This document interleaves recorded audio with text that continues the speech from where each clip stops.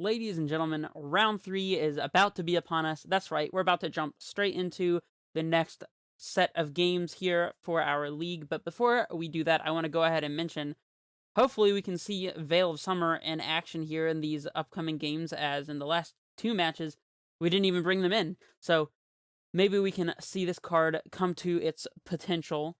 That would be pretty cool, but until then, we just got to see what our opponent's playing. So I will let you know when we get connected. Clearly, the button that I need to find is right up here. Drop from league. Obviously, that's what we want to be doing here. It really is the best line. Let's be honest. Don't know why that had to be so big. Luckily for us, it does not have to be so big, though.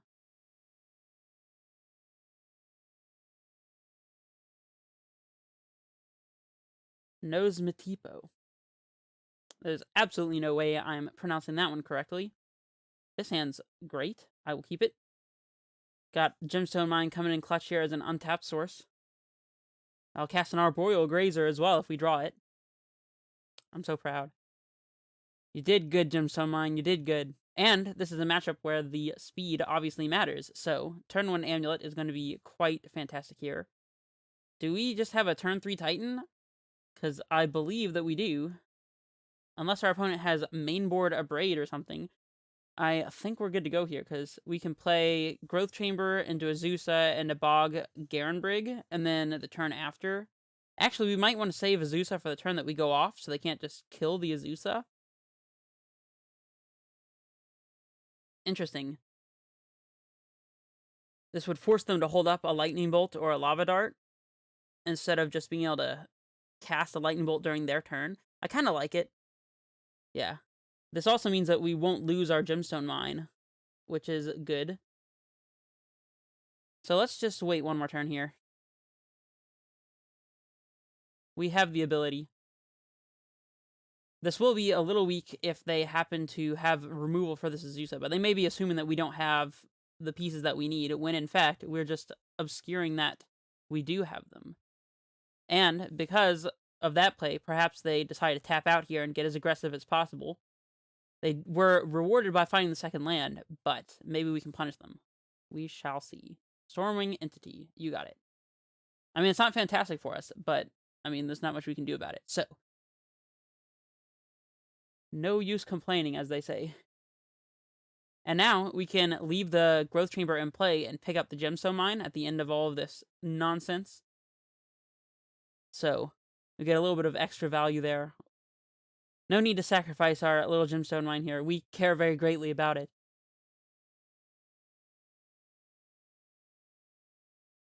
Although, of course, we did draw the Sun Home that would have let us play an untapped Amulet on 1 anyways, but I don't know. Did we draw that in time to cast Amulet? I'm not sure.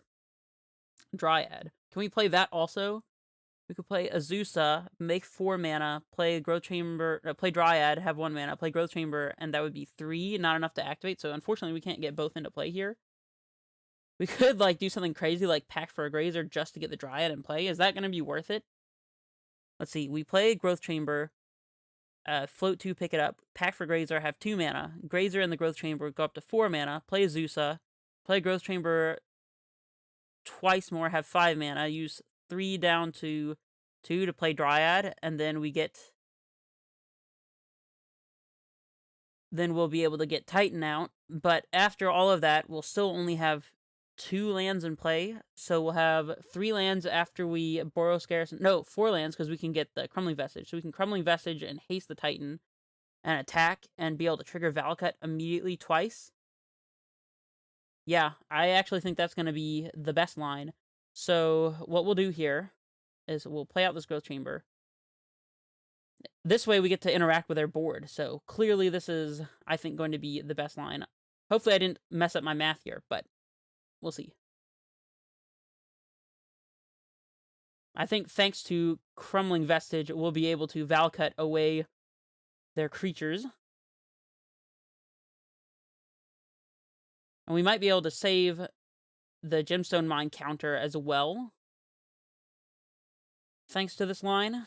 because we can use the mana from the Azusa to play the Dryad and not have to use Gemstone Mine. So that's cool. You just have to make sure we play the Azusa first.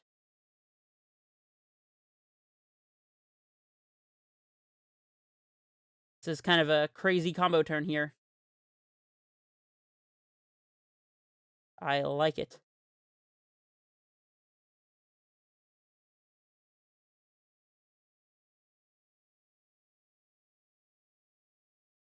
So here, we need to pick up the Growth Chamber one more time. We're going to play our Dryad. Play our Growth Chamber. Dude, we are comboing off this turn. This is insane. Okay, and so now we can float the mana off of the Dryad ability and not use the counter. Activate. And I guess we're going to pick up Gemstone Mine anyway, so it doesn't really matter. Yeah, we'll pick up the Gemstone Mine. So now that we have Dryad in play, we can get Crumbling Vestige to make a red and a white and the Slayer Stronghold. And keep 4 lands in play and attack. So here's the Crumbling Vestige and the Stronghold. Wow, guys, this is ridiculous. So let's float this one for a white, and then we'll float a red off of the Crumbling Vestige ability. There we go. And we haste this guy. And we'll swing, and this will get Valakut and something. I don't know if the other thing actually matters. Valakut, and I guess Tolaria West. Nah, actually, let's get Valakut and a bounce land so that we have a bounce land to combo off with Dryad and Azusa if they kill our Titan. Let's go with Growth Chamber, I suppose. Not like it matters. Actually, let's do a differently named land just in case we draw field. Let's do Sanctuary. And now we get to kill off these prowess creatures here. And that's pretty good. So the only thing that gets us here is a main board Blood Moon.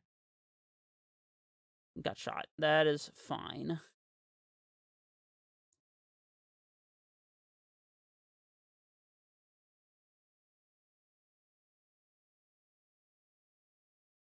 I guess we could have pointed both of these Valakut triggers at the Stormwing, since we can chump block the Swift Spear.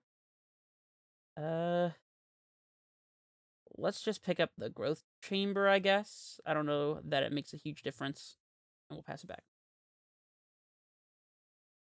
Well, I mean, I suppose they could potentially kill us with the Stormwing here.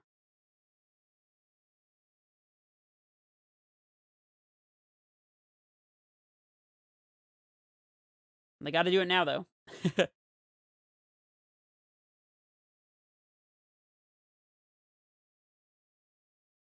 On the bright side, forcing them to use the gut shot saved us an additional life point, at least. So,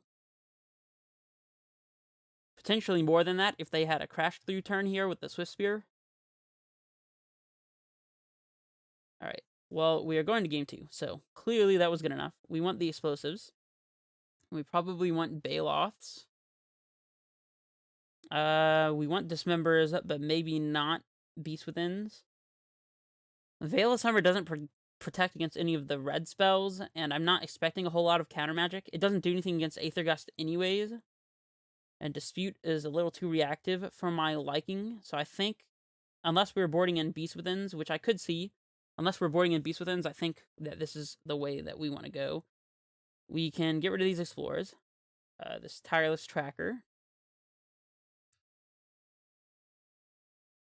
Possibly Pact of Negation. I don't know that I love Pact of Negation in this matchup. And we could submit like this. Although, our Tribe Scout is going to be very vulnerable to Lava Dart, so I think we want to play around that. We could have a Beast Within over the Pact of Negation. I think I like that.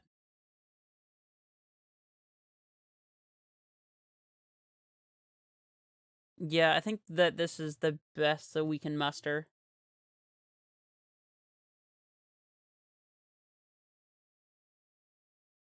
There's some potential for a Pact of Negation to be able to back up a Primeval Titan pretty well, but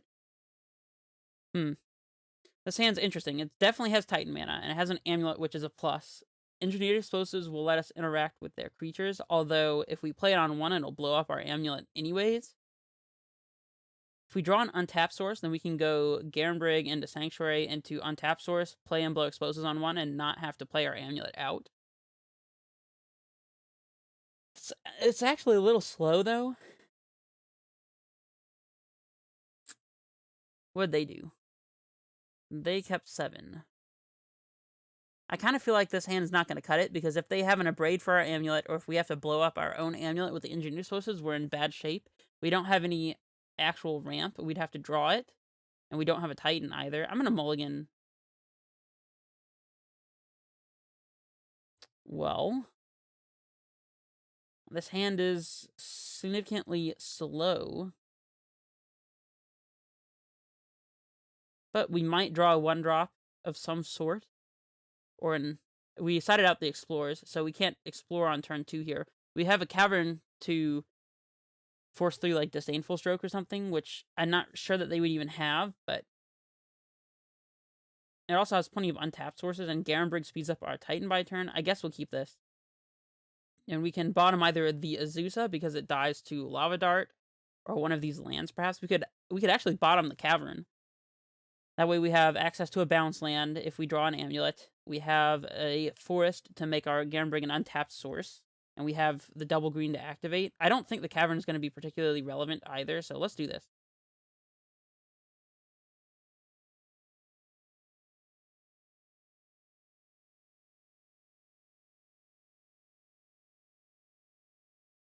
Soul Scar.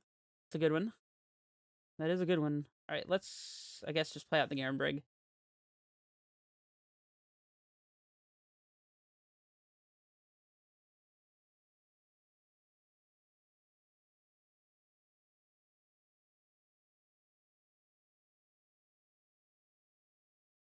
This is the kind of hand that would like to see an explore, sadly. Okay, well, I guess we're just playing Growth Chamber. And this way, they don't know whether we have an untapped source or not. I think this hand's going to be a turn too slow, though. Keeping the mono 3-drop hand is not fantastic against a prowess opponent. They're on a mono creature draw. This draw also would have been quite good against engineered explosives, since we would need to play explosives on 2, and that might be a bit difficult. Alright, let's get Azusa out there, I guess. It's likely to die, but I mean, if we play Dryad and the Dryad survives, then our Titan is going to get Valakut instead. I was thinking about getting maximum land drops, but I think it's going to be more important to set up a Titan turn that's good. This way we can Titan next turn, and if our Dryad is still in play, we get Valakut and have potential to interact with their battlefield. So I think that that's going to be our way to come back, potentially. They're not attacking their Soulscar Mage into the Dryad, which is interesting. Light up the stage. Okay, so they're not necessarily holding up Aether Gust either. They'll probably hit a land here. I don't think I'm playing around Aether Gust anyways. Why they... Oh, I was about to say, why they do this in their second main phase, but of course it's light up the stage, so they had to.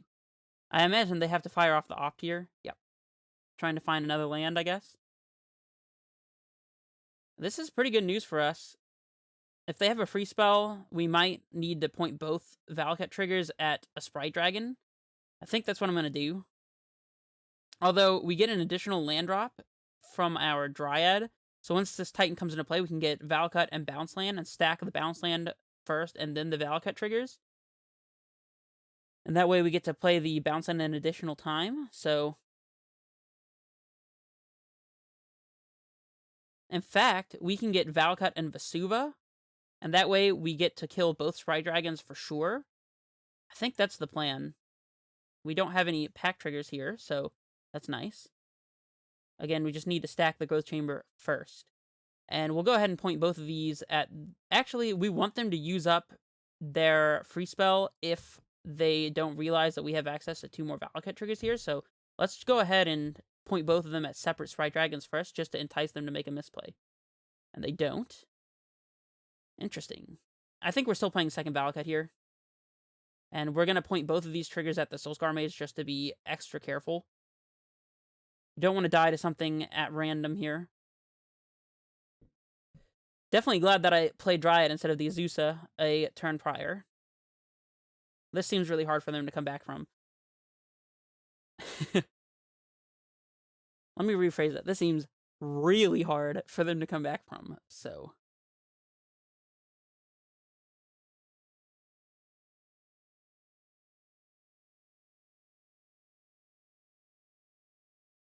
Starting with Manamorphose is not where they want to be. They wanted to have a creature in play before they had to cast that Manamorphose, so... Unless they have a second Manamorphose in hand, I can't imagine that they are going to be able to win this turn. This is probably just game.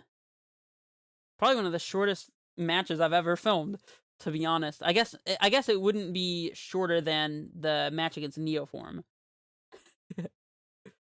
Yeah, that one took like 13 minutes tops for game 1 and 2. Spoiler alert, we lost. What else do you expect? It's Neoform. And yeah, we win the match. Well, that was remarkably easy. As I've said in the past, I actually think that the blue-red prowess, or Izzet Blitz matchup is impeccably good for Amulet. I think we might have even played against it in this league. I don't know. I don't remember.